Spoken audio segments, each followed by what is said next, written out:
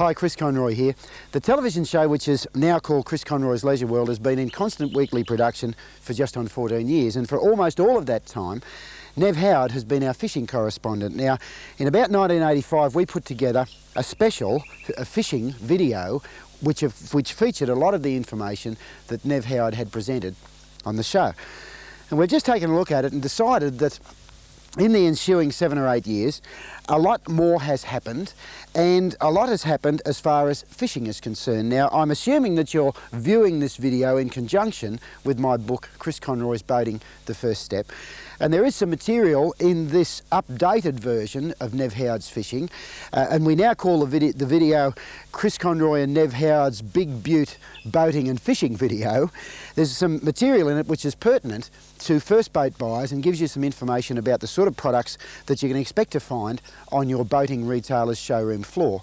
Now, I'm going to take you back 8 years, and by the magic of television, I'll be talking to you 8 years ago and giving you some pertinent information about Nev Howard.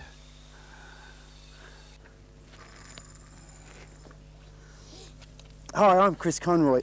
You know, fishermen are a tight-lipped lot, and generally if you ask a fisherman a question about something he doesn't want to tell you, he'll smile openly and honestly at you while he tells you a barefaced lie. Now, that doesn't apply to Nev Howard. Neville joined us on World of Boats about 6 years ago.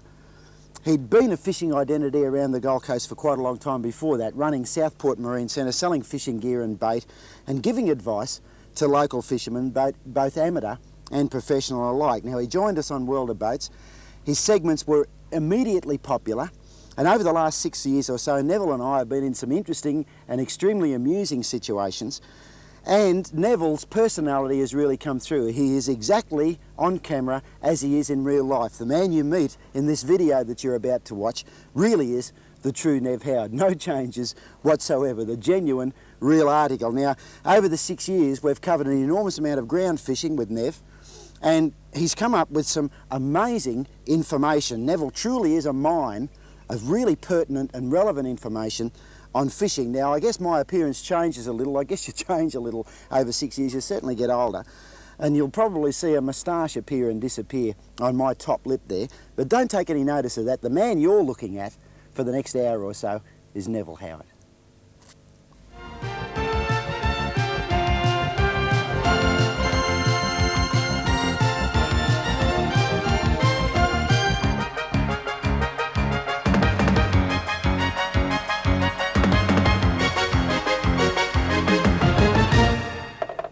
Hi folks, look, we've been trolling all morning and we haven't done any good at all. So what we're going to do, we're going to sit on anchor and we're going to get some live bait and swim some live baits out and see if this won't entice the little devils to come up and have a go. Now, the best method to do that is with a bait chaser.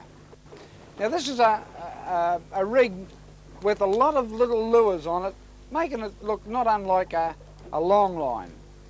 They're all out. Now, if you notice, about 6 inches apart, we have a hook there and a little lure. Hello, Joy's into it again over there. A little lure, and it's got a little bead on top of it. Now, there's 7 of those on the lure, and that's all you use. That's dropped to the bottom and just jigged up as a jig. Right, Nev. Well, we'll just pop that over that side, Joy. You right? Okay, down you go. Only bring up some fish on it.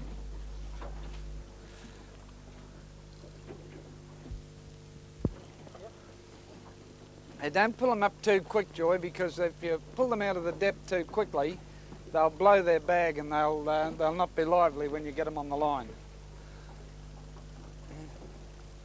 Oh, beauty. That's a ripper, Joy. Over here. Wait. Now, what you should have with this, always make sure that you have a wet rag around the fish. Would you pop him straight back over the side again, love? We want to keep him nice and fresh. Oh, I know, another couple here. Yeah, right, just pop him over, Joy. Oh, what do I do with my rag? Oh, he's a beauty. Look at the size of that one, will you? Now, the idea of these, when you get them off like this, if you haven't got a line ready especially, get them into a bucket of water real quick. if you don't get them in there, they'll lose their oxygen very quickly, these fish, because they are an ocean fish. Oh, geez. Oh, they're the shot. Oh, just be very careful with those scales. Oh, no, that's a pike, that fella. Very excellent bait for Spanish mackerel. Very good. You can see how good these little lures. Oh, I'm going to spoil him too. The hook's deeply embedded there.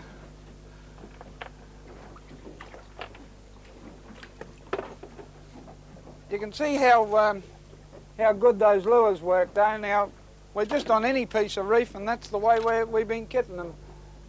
And they really are the best of bait, though, those things. What the devil you got there, Joey? Oh, look at this, will you? That's a string of bait if ever I've seen it. They're little nanny guy, those other ones, with the yakka on the top.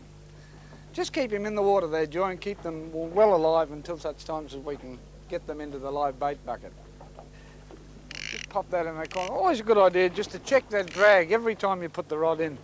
Now back on this live bait is important. It's very important to entice the fish to bite when they're starting to get a bit shy. And the places to place the hook also is important. I won't wrap this one in the rag because you won't be able to see exactly what I'm doing. If we want a fish to swim deep, we put the hook just under the skin, down near the tail. Keep well away from the lateral line. That'll kill the fish immediately. The hook right near the tail, and that fish will then swim deep. If you want to swim it about mid-water, place the hook up here. Once again, just under the flesh on the front there. Thus. Okay, and that fish will swim mid-water then.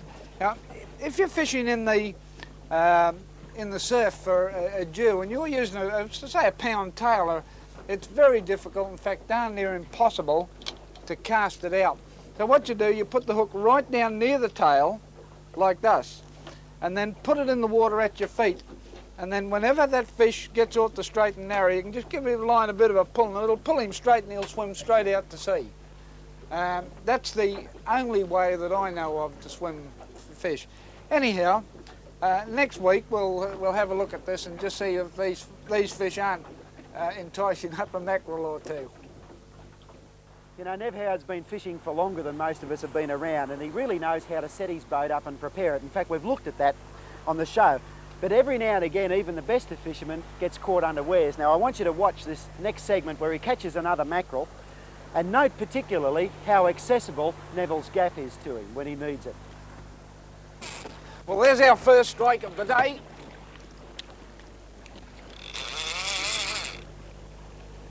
Yes, yeah, it's a hookup.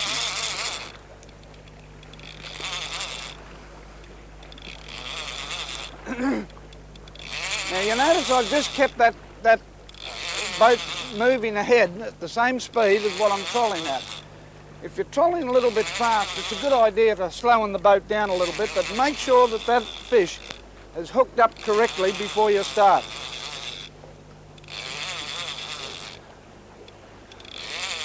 Now, just before I get that fish right in, I'm going to make sure that that gaff's out.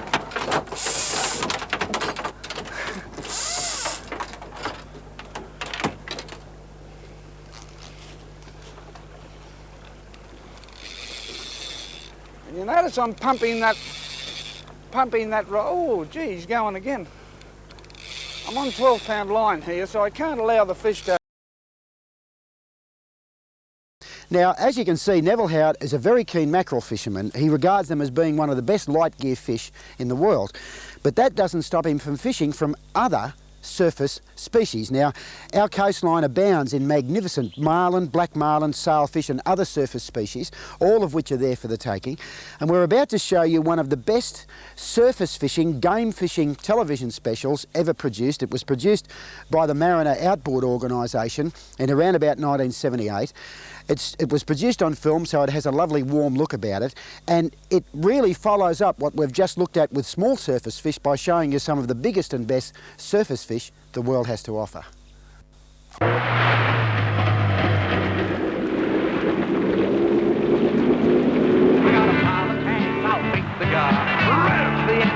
up the bar. School of strippies, there'll be bait for me. So hey, mate, let's go fishing. Get on board, you know what you're missing. Hey, mate, come out fishing with me. Come on, what do you got there? A whale? Filling the live bait tank is worth the effort. Yellowtail, frigate mackerel and striped tuna are much sought after as bait in competition fishing. With all rods set, the waiting starts.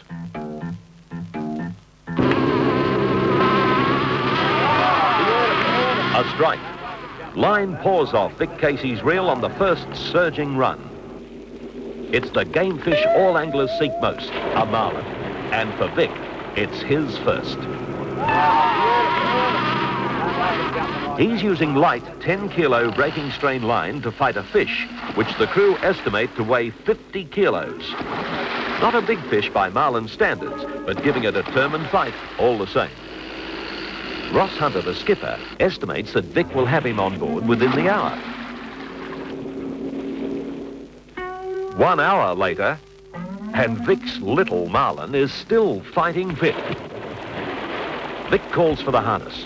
According to international rules, once the strike has been made, nobody can touch the angler's rod or line. The fish's endurance and fighting strength amazes everyone. Surely he can't continue at this hectic pace.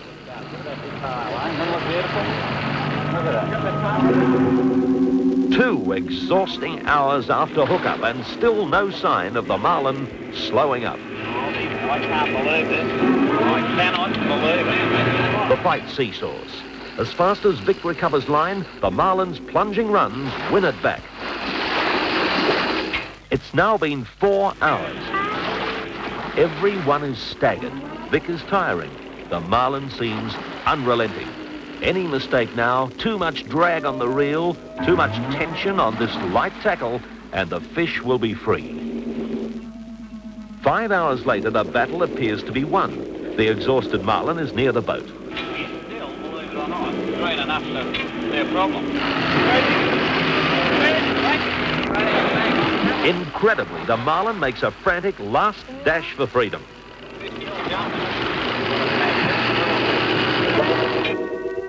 30 tense minutes later, and the fish is back next to the boat. Vic has the choice of keeping or releasing him. As it's his first marlin, pride wins. He decides to keep it.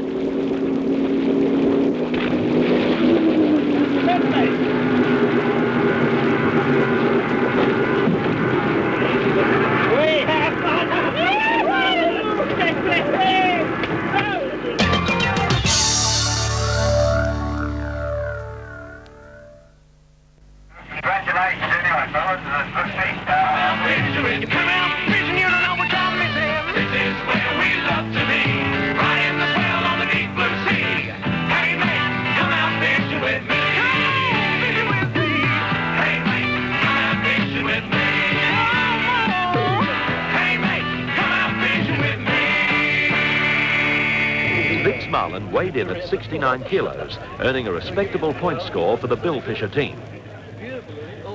Points are awarded according to the species of fish, its weight, and the breaking strain of the line.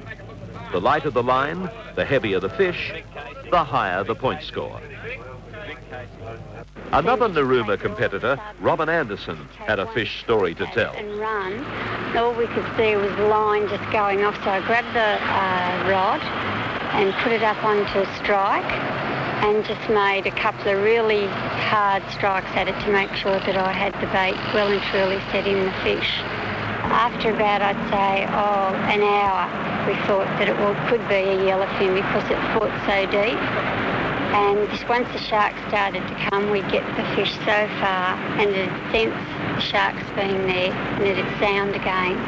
That's why it took the 6.5 hours to catch it. It was just a battle between the fish and myself, I think, who was going to give in and win in the long run. We hadn't seen it once, and when we got it up close to the boat, it was just incredible. I think I would have died if they had lost it at the gap. Robin's massive yellowfin tuna, caught on a 10-kilo line, weighed 67 kilos, 23 kilos heavier than Robin. A remarkable achievement that won her the Blue Water section. Highest award for ladies.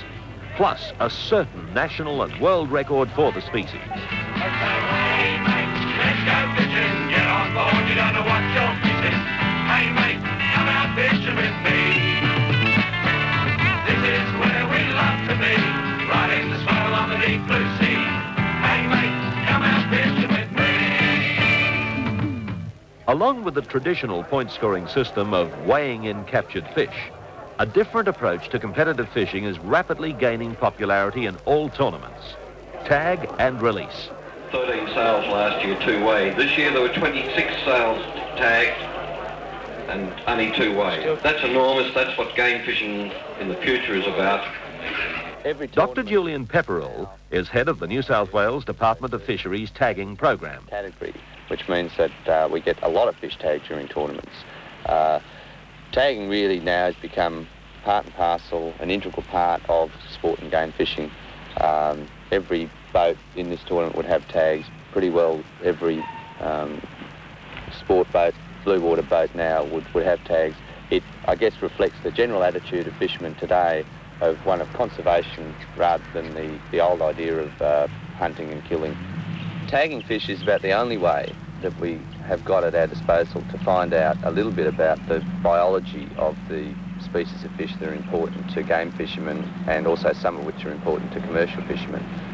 The tags themselves, which are distributed to volunteer fishermen for use on fish that they don't want, take the form of a yellow plastic tube with a nylon barb at one end and a message on the side with our postal address on it and, of course, a number, a serial number.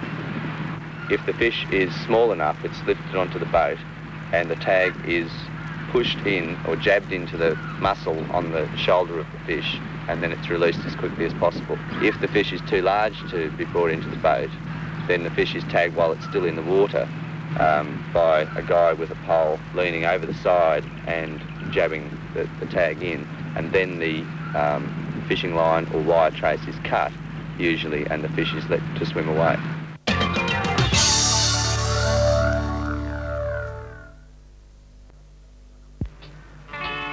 Another major event in the Australian sport fishing calendar is the Moreton Bay Game Fishing Club Classic, held at the holiday resort of Tangalooma on Moreton Island off Brisbane. The Tangalooma Classic attracts a mixture of large game boats and smaller runabouts, all competing on equal terms.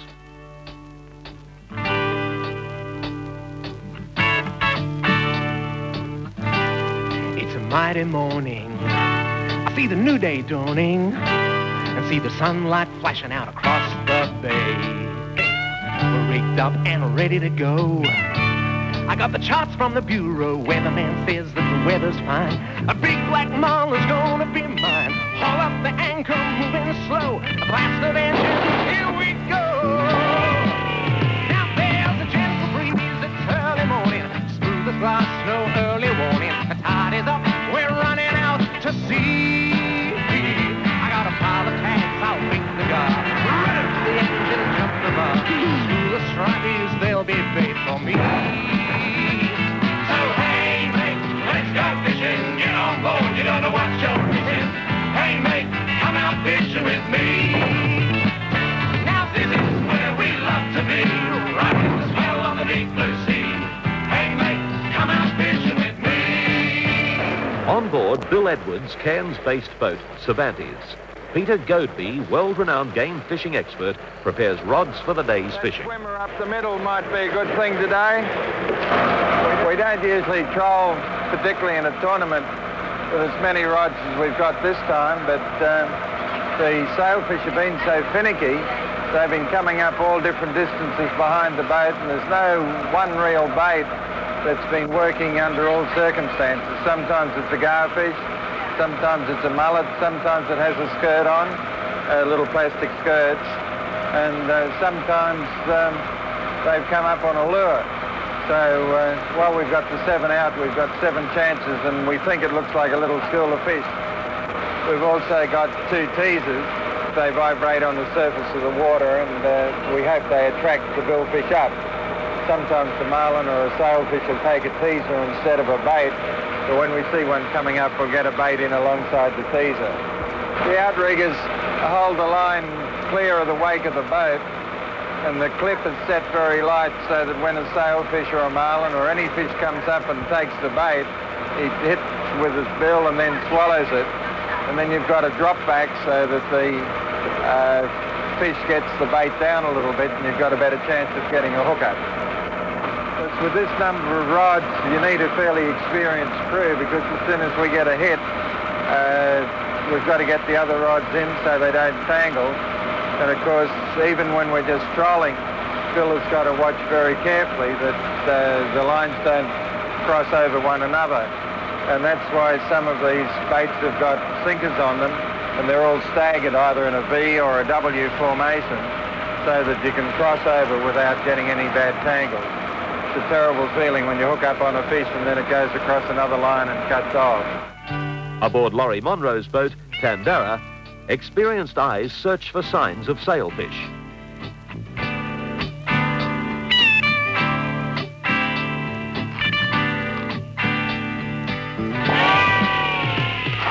A sailfish making spectacular free jumps.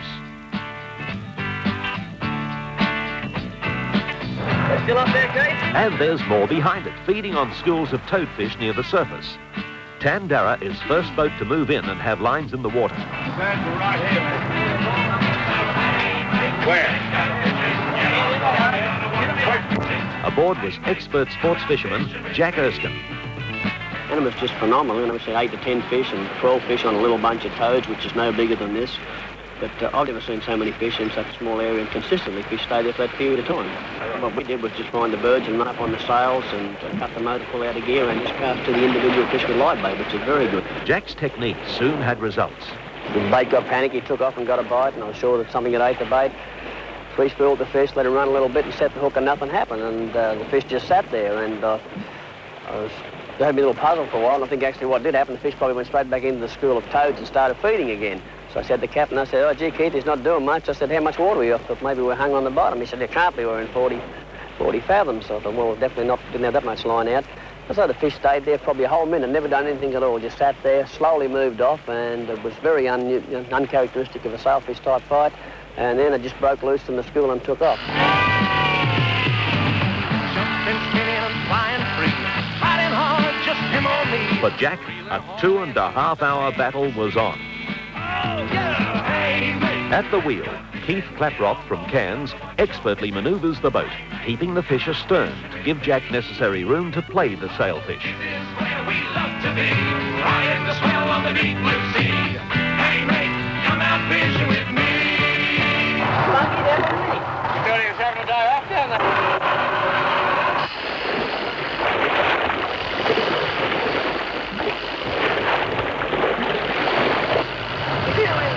Sharp, heavy runs test his light line and reel, which need cooling continuously. Big a bunch of toads, all right.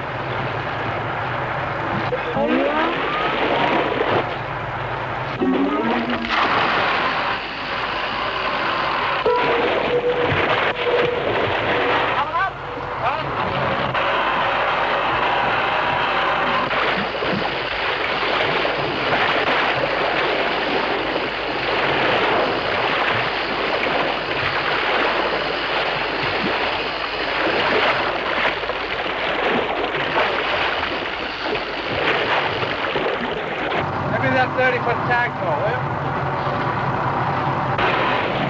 you? With the fish almost played out, Laurie Monroe stands ready with the tagpole. To earn points, the fish will be tagged, then released. Keith backs the boat up.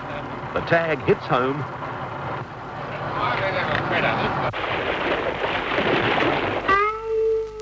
The line is cut, and the magnificent fish swims free.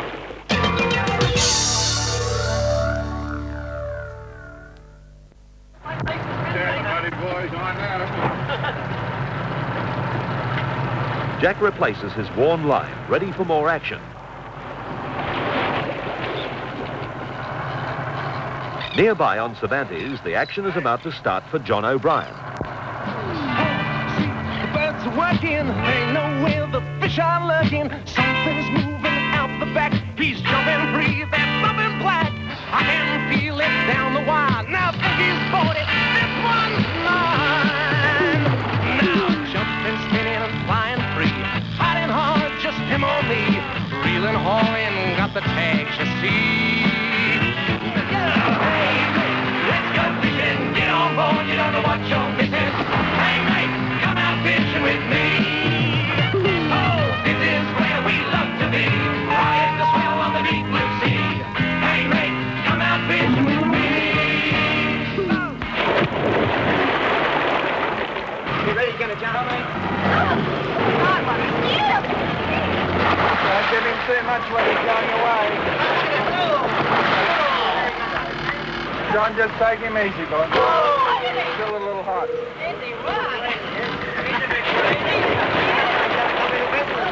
He's going to come up again. He's coming up again, Roger. Hey mate, let's go fishing. Get on board, you don't know what you're missing. Hey mate, come out fishing with you. Come out fishing, you don't know what you're missing. Let's go fishing. Get on board, you don't know what you're missing. Hey mate, come out fishing with me. This is where we love to be, riding the swell on the deep blue sea. Hey mate, come out fishing with me.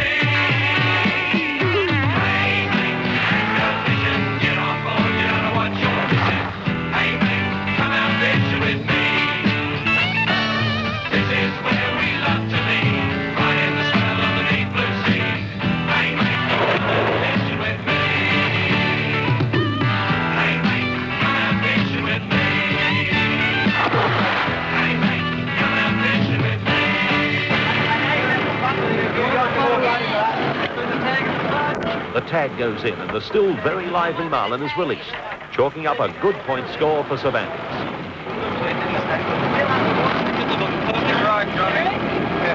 Thanks, Mark. Tandera continued to tag and release more sails with such success that they took out the Champion Boat Tournament trophy for billfish species. Come on. Take it easy, Bill. Take it easy. That carcass are going to gladiate. They're busting off the reef.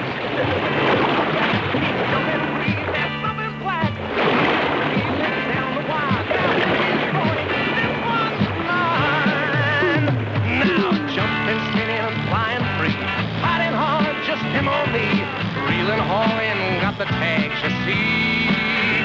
Now up he comes, he's plain and easy. Now I've won, he's right beside me. Anchor boy, release him now, he's free. Oh yeah, hey mate, let's go fishing. Get on board, you don't know what you're missing. Live bait, boy. Want me to step there, Laurie, with it? I can feel it down the wire. Now think he's bought it, this one's mine. Now jumping, spinning and flying free, fighting hard, just him or me. Reeling, hauling, got the tags, you see. Now up he comes, he's plain and easy. Now I've won, he's right beside me. Anchor boy, release him now, he's free. Oh yeah, hey mate, let's go fishing. Get on board, you don't know what you're missing. Hey mate, come out fishing with me. Oh, this is where we love to be, riding the swell on the deep blue sea.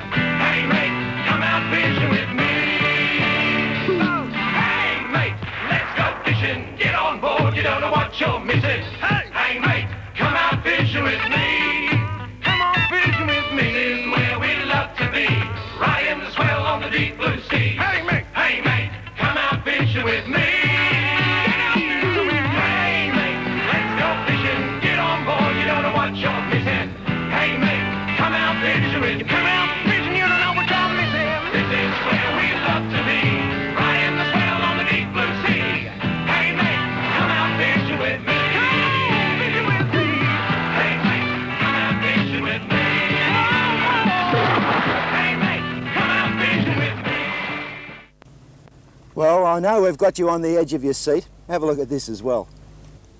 Well, Neville, the excitement quickens, doesn't it? The last couple of times we've looked at mackerel fishing, we've covered the rod, the line, how to put the hooks together. Right. Today we're going to have a look at how to put the pilchard on, right, and also have a look at maybe a couple of other aspects of lures, etc. for mackerel. That's right, Chris. Now, the first thing with the pilchard is the hooks. We have the hooks done, which we done last week, Now we lay those first 2 hooks along the pilcher to get a distance so that for this eye to the snout of the pilcher. Right. Then it's just a simple matter to pop your hooks in. Right. Into the belly of the fish, into the underneath. belly of the fish. Right. Now that wire there is then put up through the hard nose part Right. of the pilchard. Right. Pulled right through. Pulled right through and twisted around the line. Right. So that it ends up like around the eye of the hook. Yes. Twisted around the eye of the hook. Just to hold the eye of the hook right onto the fine. nose. Now what I do is that I then use what they call a coast lock on the end there, and I pop that through the eye of the hook. Right. And just pop it together, and Bob's your uncle. Right. Fine. Now the idea of the lead is to keep a weight on the nose so as to make your pilcher track true. And also track upright rather than falling on his side. Right, yes. Now, if you want to swim him upside down, do exactly the same thing with the hook on top. Okay, is there any reason to do that? Oh yes, sometimes a fish will hit better if the fish is upside. Don't ask me why. I was just going to. The pros do it a lot. Now, that hook hanging down, the fish attacking that bait almost always goes for the stomach, doesn't it? If my game fishing peers seen me do that, they'd hang me to Would the they? nearest yardarm. Yes. A hook hanging down like that is murder. Right. Because a fish always attacks from underneath thus. Right. And he'll always take a fish in that area, and that is right there waiting for him. Okay. Now the next thing we have is the leader itself. Now this leader, as you can see, I've got a stainless steel leader on this it's one. a spring what one, they call isn't Malin it? wire, yes. Malin wire. Now it's different to that piece that you sewed the fish on with. Yes, it is different. In that it's spring and that's soft. Yes, and this is a chocolate brown colour. Right. Okay. At the end of that, I have the swivel. Which is absolutely essential equipment. Yeah, and being black, must be black. No other colour. Why is that? Well, with surface fish like mackerel and this sort of thing, when you're trolling along, there always little bubbles get around the swivel. Now, a fish will hit at those bubbles, as in a small lure, right, and hit the line and snap you off at the line. You're not going to tell me that black swivels don't make bubbles and other colours do? They do, yes, but you've got less of a chance if it's not shiny. Okay, fine. So it doesn't attract the fish? That's right, yes. All right. And we should be ready for that fish in the morning now. Okay. Now, we get to this thing about bait that you and I talk about all the time. Now, that looks like a fish killer, but there'll come a day when you'll be fishing with that and they won't be at all interested in it, but they will look at something else, won't they? Just pardon me a second there, Chris, and I'll just pull out Now, also, if the fish doesn't bite at that. If you know they're around and you're not getting hits. I know I'm just not getting the hits that I reckon I should be getting.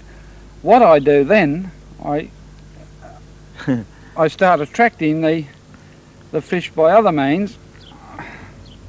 By adding a bit of colour? Yes. Okay. Now that's a little squid, little plastic squid. Yes, a little skirt. Which doesn't want to go onto the... I shouldn't be putting it on this way. I'll wreck the front of it, but that's all right. I've wrecked lures like this before, yes, and I don't reckon the fish will. Yes. Right. So he just goes on there, and then you just put that back on the way it was. Yes. And the skirt covers the front half of the fish. Right. With colour. And that gives you a little bit of attraction. Right. Not easy to get that through there, Neville. No, I've got a bit of plastic there stuck on that there. It's a darn nuisance too, I might add. All right, so the idea is you go out with the bait that you think is going to attract the fish, but you take as many alternatives as you reasonably can. Oh, my word, yes, yes. Now, also, and this is something that we'll cover when we get on the water, you can also vary your trolling technique, your speed and the distance behind the boat and the depth of the bait and all that sort of thing. Right, yes. You don't get to be as successful as Neville is at catching mackerel on a regular basis without knowing all about the techniques of fishing for them. And one of the subtleties of fishing for pelagic fish, for surface fish such as mackerel, is knowing the water temperatures. You said the water's a little bit muddy. Now, you're referring to the colour of it, aren't you? Yes, yes. And what does the colour indicate? Well, colour indicates temperature. Right. When the temperature is right, you'll find the water goes a beautiful Ricketts blue colour. Does it? Yeah. Good, that's what we call mackerel water. Really deep cobalt blue. Yes. more transparent blue. Yeah. Beautiful. See right there. I noticed by the temperature gauge there, she's running at 26 now, which means we've come into a warmer current. Right. So hopefully we'll get a strike before very long. Well, when we first came out earlier this morning, it was very cold, wasn't it? Yes, that was it probably was. why we didn't get any hits there. That's dead right. Just over here, Chris, you see those birds? That's what we're looking for. There's a school of fish under there. You see the way they're working underneath? Yeah, and then the birds are actually picking up what the fish leave, aren't Yes, they're picking up the offal. Right. But the idea is if you follow the birds have got better eyesight than you have. They'll find the schools for you. Now, we're doing about 600 revs. Yes, Chris, we're pulling some pretty humpy bait, so we're trolling a bit slow today, around about 4 knots. Right. And what would be the maximum speed you'd troll at? Oh, we've trolled baits up to about 8, 10 knots. All right, and that's about tops. Yes, I better check those baits, Chris. All right, let's have a look. You see the way those rods are holding the lines nicely spaced out, Chris? We'll just get this pilcher in and have a look at it. Just see that if it's okay. There's a teaser on the end of that bait that I'm using. You notice that? See the teaser? It's a bit of a belly coming out of that, but it'll be okay. We'll just drop him out again. That should do it, Chris. Yeah, Nev, it's really a waiting game, isn't it? Oh yes, yeah. It you is. do what you can to change the nature of the baits and vary the depth at which you troll and do all that, but it's really a waiting game. It's very boring at times for most people, but I find it rather, you know. Well, there's the anticipation. You know what's likely to happen. Yes, right. It. These are a good bait also. That's the slimy mackerel. Slimy mackerel, right. Yeah. Good baits for blues and for spots too, but they're a little bit large for spots. Now, but while we're waiting for a strike, I think a lot of people think that you've got to spend thousands of dollars on game fishing reels and rods to catch game fish. Is that true? No, it's not true, Chris. When you're looking at reels like this one here, which is a Penn International 30, right, a lot of money involved. How much? About $450, $500. Right. That'll be full retail. I've got 12-pound gear on this one. This is my tournament fishing reel. Right. And I've matched it up with a 12-pound rod. Now, what does that mean? The rod doesn't weigh 12 pounds now. Oh, no. The tip action, the amount of bend that the tip of that rod will give. It's matched to a 12-pound line. Yes, it'll come to its maximum at 12 pounds. What's the rod worth approximately? About $85. Is it? Yes. And you can't go cheap on a rod, Chris. So it's close enough to $600 in that rod and reel. In that rod and reel, yes. Now, what about this one? That's not as expensive. No, is it?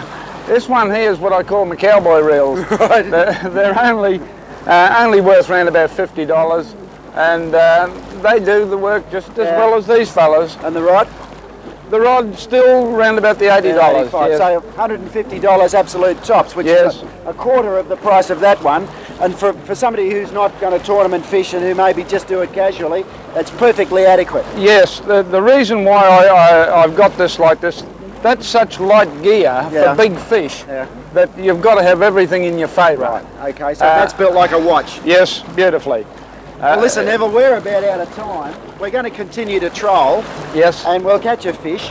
But how about when we do that, we come back next week with the fish and have a look at the techniques for actually hooking up and playing the fish. Yeah, sure. Yeah, right. yeah. Well, we should get a strike any time now, and we can bung that on next week, Chris. All right, good.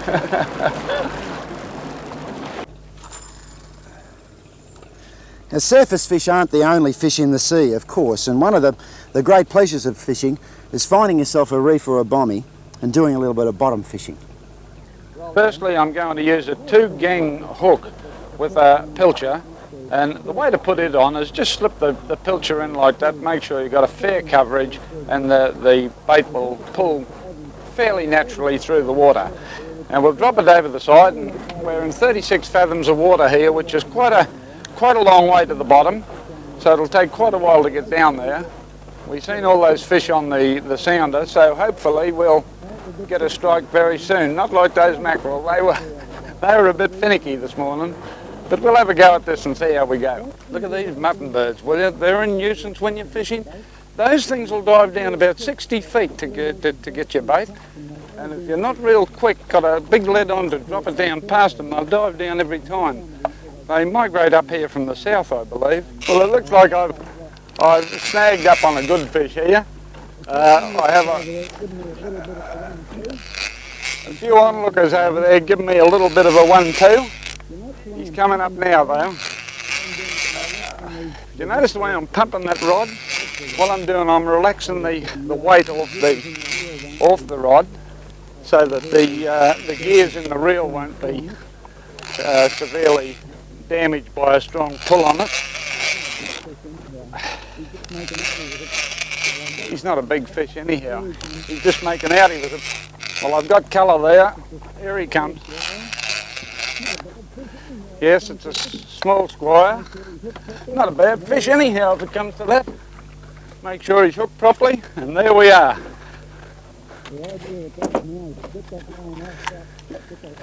The idea with these now is to get that line out, get that hook out as quick as possible, and get baited up again and back down again. So that's the sort of fish that we get on the reef here. Only a small squire, but a very good eating size. Now, we've looked at baiting up before, but Neville is very serious about the techniques that surround actually hooking and landing the fish, and baiting up is something which he's made a science of over many, many years. Let's have another look at those techniques.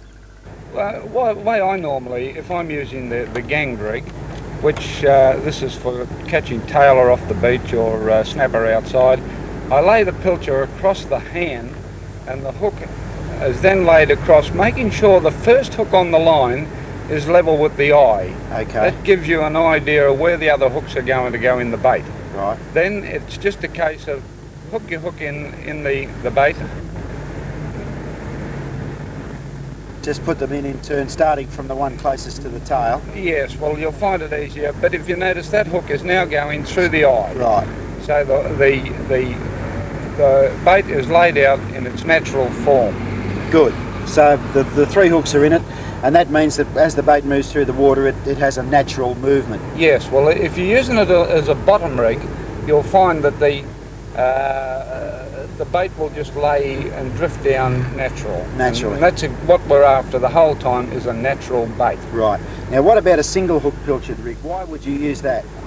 Well, most clubs, for instance, game fishing clubs that are fishing game fishing, they're only allowed 2 hooks in gang. Right. So I always fish according to game fishing. Right. But one hook makes the bait more natural than what a triple hook does anyhow. Now, the way to do that, Chris, is pass the hook through the eye and pull the pilcher right through until it's right on the line. Right, okay. Then place the hook in the pilcher so the eye of the hook and the eye of the pilcher are lined up. Right. Then just pull the line and everything comes into mesh, and the hook is more or less covered completely. Now, that also means that the barb of the hook is in the stomach of the pilchard. Which is what the fish goes for first anyhow, yes, isn't it? They'll go for the stomach contents. Normally you'll find a fish will attack from the rear like that and take the pilcher in that manner. Take it that manner. Yes, you leave a lot of pilcher not covered by hooks, but normally with pilcher bait they will take the whole pilcher anyhow. All right, so fine. You haven't got any worry. Now, is there anything else we should know about baiting up for outside reef fishing? Those 2 rigs can be used for outside fishing, but what I normally do, because these pilchers are a soft bait, if you're fishing, say, the shelf, which is 50 fathoms, yes, to drop that pilcher all the way down the bottom, then get a touch from a big fish, not hook him, and have to wind up again to rebait is silly. Yeah. So what we do, we take a piece of squid, thus, and just put the squid on the line, then do the same thing with your pilcher, and put your... Then when you pick your line up, this is what we call the floater. Right. The lead goes right down on the hook and holds it all together. I see. So that means that if a fish takes the pilchard, you've still got the squid there. Sure. Okay, so for that second hit. Yes. Good. When he comes back, he's got a bit of squid, and remember that hook, that sinker is knocking that squid right down on the hook by this time, and he's got to get hooked up. And what about these little white pilchards here? Well, they're excellent bait for pretty well anything, Chris. Brim, very partial to them, and also flathead. Are they? The way to rig these up for brim is similar to the single hook on the big pilcher. I see. It's through the eye, right through onto the line, then into the pilcher. Into the stomach, yeah. So that the eye of the pilcher and the eye of the hook are the same. Right. Now, that means that your pilcher is always laid straight out. Yes. And in a natural manner.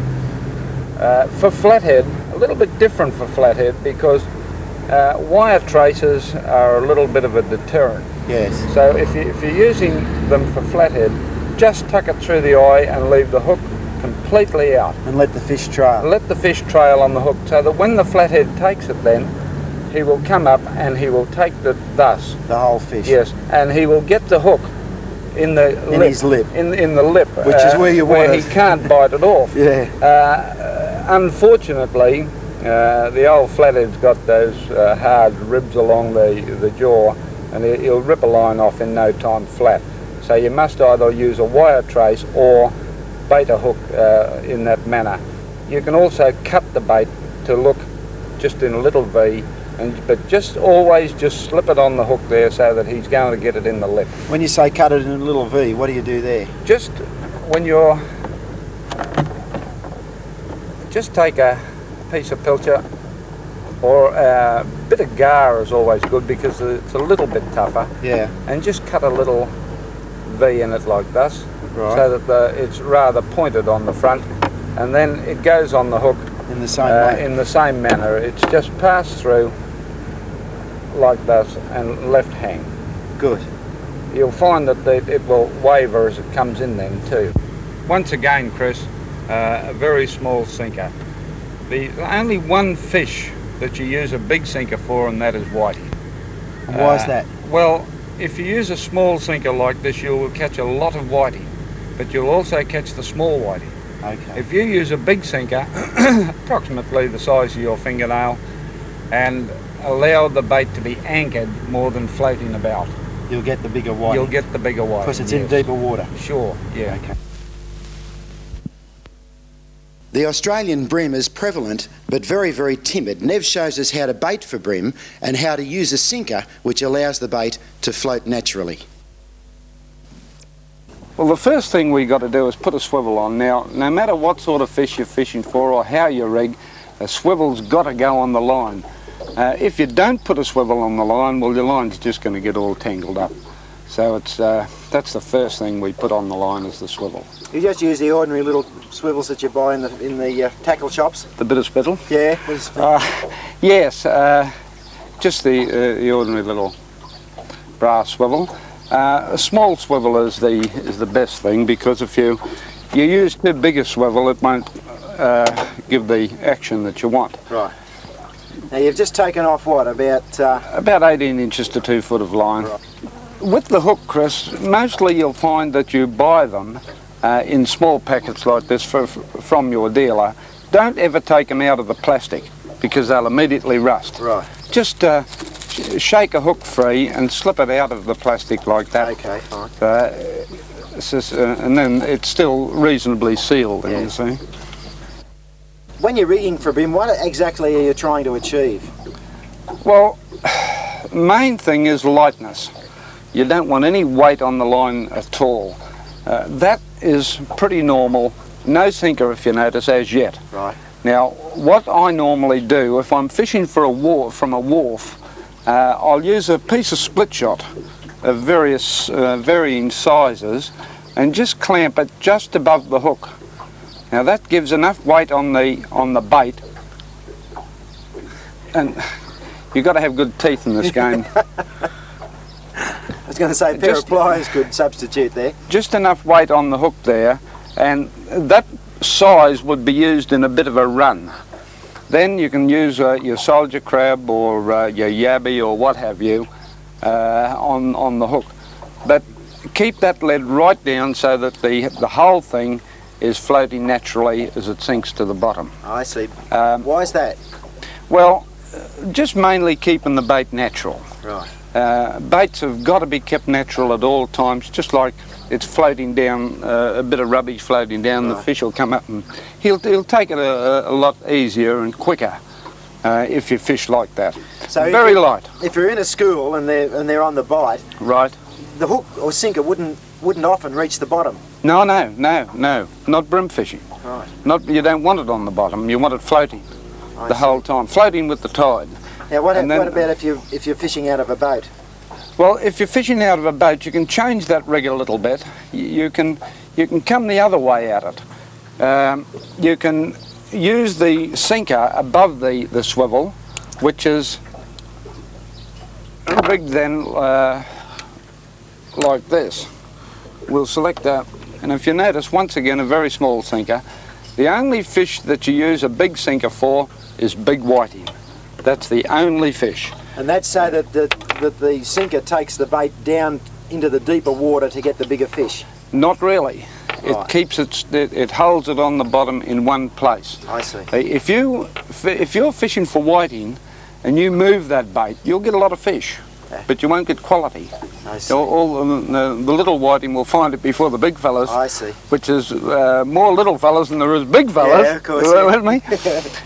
In this manner, with the big lead, it holds it firm, and the little fellas won't go for it so much. Right, now you've got a running shot above the swivel. I've got a running sinker, and always, for pretty well any other fish, I can't think of one that you wouldn't use it for, use a running sinker.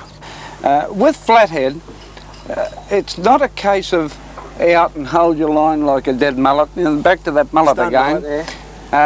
You've got to kind of work your rod to give the bait action. Because you can pick up a flathead by spinning across a sandbank, can't right, you? Yes. So they will rise to a moving bait. Yes, they certainly will. A flathead is a highly predatory fish, which means that it'll take baits that are moving very quickly, very smartly, and take lures very well. You know, Nev's a mine of information, and his little snippets of information pop up out of nowhere. Have a look at this. Neville Howard rang me this morning in some excitement, telling me that the bream were on. So here we are, sitting here waiting to catch some bream. Neville, bream fishing is a very special technique, isn't it? Yes, it can be, Chris. If you want to catch those big ones, there is a special technique for bream. The secret is light gear, as light as possible, and the correct place. And what I mean by the correct place, the reason I've picked this place is because the dredgers have been working around here stirring up the bottom, and that's why that anchor's having a bit of trouble to hold. It's on rock. But that's why we're here. And I'll just wind in and I'll just show you exactly how I've rigged here, because that's important also. Now, we have got a bit of a run on here, but I'm still only using a very small sinker, about 1/2 metre of leader, a small swivel, and of course the inevitable yabby. That's about the best rig that I can think of for bream. When you're rigging the yabbies, if you notice, I've gone through the body there and then come sideways through the head with the hook. That is the hard gill cage area of the yabby, and that's why I've got it on in that manner. I'll take that off now and just slip on a pilcher. There I go with those pilchers again. I got it all the strife in the world. Straight through the eye of the pilchard, and then into the back, so that when the hook and the eye and the eye of the hook and the eye of the pilcher come together, and that's all what's required. What, do you got one? I got a nice bite. That's the way. Now I'll just toss that out and just see how we go here. Now see if I have chosen the correct place.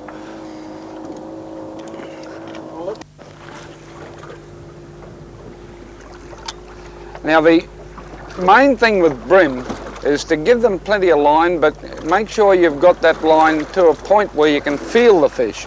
Now, if you notice, I'm holding that all in one hand with the line coming across the finger there, so that I can feel any part of that biting what happens on that line.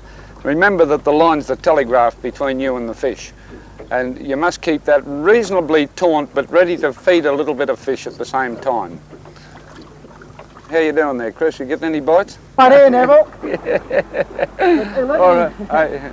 He's right into it. Yes. Nice fish.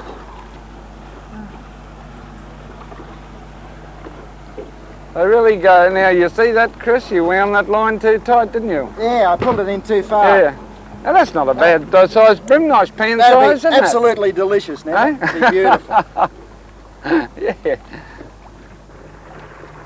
Look at this, he's into another one. Now watch him, Chris, don't wind him up so far this time. You just need, that's plenty. Now just swing him over to the boat. Lift your rod and swing him over, that's a shot. There he is. Hey. He's not quite as big as the last one. No. I tell you what, you've got to watch their spines, Nev. Look at the way that's hooked. That's about ideal, isn't it? Yes, right, yes. Well, that's the way to do it, Chris. Light gear is the thing. And just while we're here, we'll take this, not a bad, a brim like that, instead of filleting it, just take the head and gut it, scale it of course, and then cook it whole. The last time I caught a fish like that, Neville, I wrapped it in foil with onions, tomatoes, pepper, salt and butter in it. Beautiful. And grilled it in the vertical griller, and it was absolutely magnificent. I bet it would have been too. There's nothing nicer, you know, than fish done that way. And fish done whole, you'll find is a lot moist, or a lot more moist, would you say, than a fish filleted. Definitely the best way to eat. Well, I think while they're on here, we'll give them a try over the next few nights. And, oh, my word, yeah. We'll talk to you next time about how you've gone. Right, yes. You've done well. We get a lot of mail in our offices at Concept Television about all of the things that we have on the show, but Neville generates more letters than any other particular subject.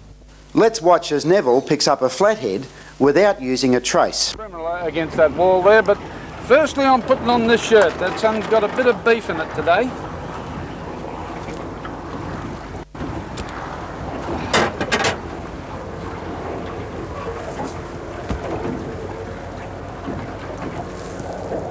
Just make sure that net's closed. Oh, flathead and no trace. That's not going to be good. Now with a flathead, it's important that you don't let that head get out of the water, because immediately the head gets out of the water, he'll shake his head like this and cut your line off. Now I haven't got a trace of any description on there, it's just the light line that I was using for brim, and there's the flathead. Now with these fellas, another thing with them is that they've got some very nasty spines on them, and we'll just get him up and I'll just show you where those spines are, because with a flathead it can be plain murder. Right, now he can't hurt me now, I've got him in the gills. Now, you see those spines there? Now they're the ones that get you. He shakes his head like this and just rips those spines into you and can be very, very nasty. There he is, there's a nice little flathead, nice eating size.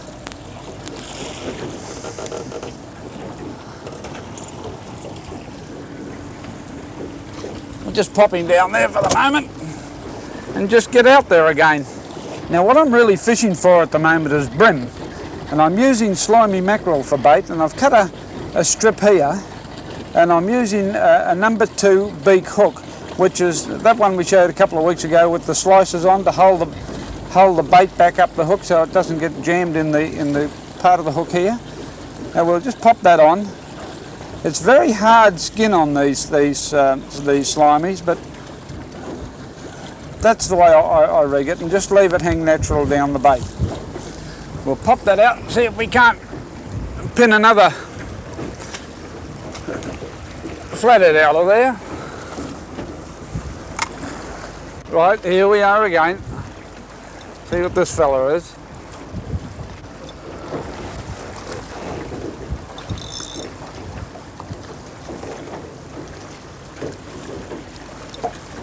Now before I know what it is, I'm just pulling him up a little bit closer, just to, oh, he's a little brim, so there's no need to worry.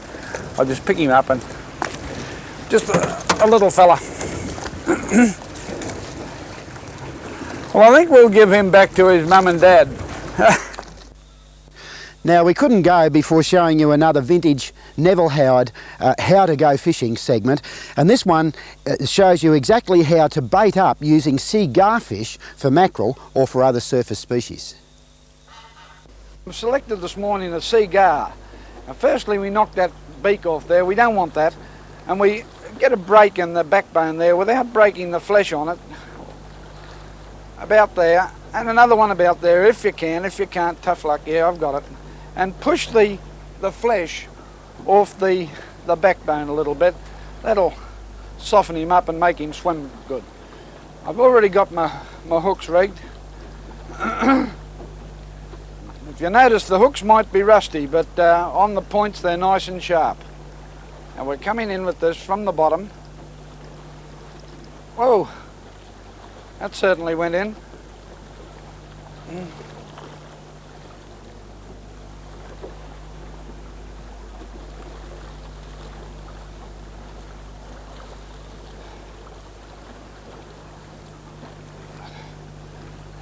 Till he ends up like that.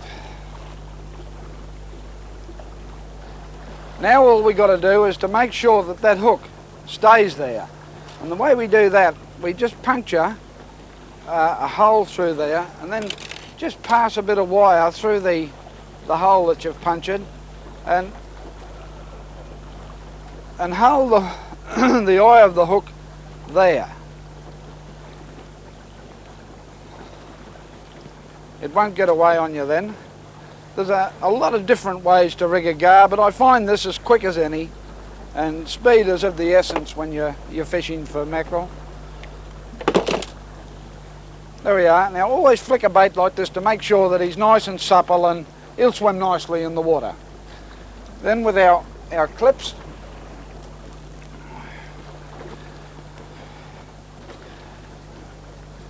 we just clip him on and Bob's your uncle. Okay, so that's about it. Now, obviously, over 14 years of weekly production, we have a huge amount of material in our library that's been to air and been produced in video form on a huge range of subjects. My interests are fairly wide and varied. I restore vintage cars, and we have a series on that. I design and build aeroplanes at home, and we have quite a lot of vision on that. And also, we have vision which is probably a bit less esoteric than that, and covers basic fiberglass techniques, advanced fiberglass techniques, the use of various types of modern workshop equipment including MIG welders and plasma cutters and grinders and things like that. So if you're interested, we'd be very happy to send you a video. Now, this video was originally offered as a Father's Day special in 1992, so I'm going to finish up by saying Happy Father's Day to everybody. And that doesn't just relate to Father's Day 1992, it relates to every single day Dad goes boating, because I promise you, that's Father's Day. See you soon.